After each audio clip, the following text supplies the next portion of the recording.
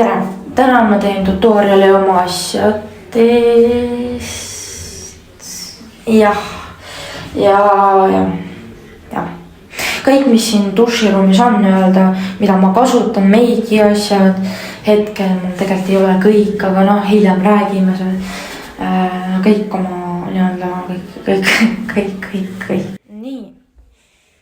Siin on mul siis juukseasjad, siin on mingi 2 šampoon, balsam, mingi 2 värgendust, ma ei tea, mis asi need on. Ja siis seal on mingi šampoon ja balsam, midagi veel. Ja siis seal on ka, me kohe jõuame sinna. Ja need daamid ja härrad on näoasjad, juhuu.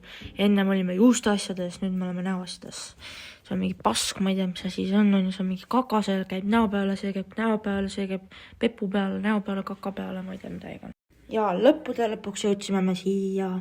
Need on 2 minu meigi asja, kahjuks. Oot, ma näitan teile, mis asi tooga on, muidu te ei näe. Seda ma kasutan laineri asemest, mul ei ole laineri, kus juures veel. Mul oli musta värvi, umbes selline asi nagu värvipliiats, aga musta värvi. Ja siis ma tegin oma silmi. Aga praegu, kui ma ütleksin, mida ma teen silmadega, siis minu teada oli see vildikas, vaat, nii et jah. Jah, vaat. Hoia puhtust.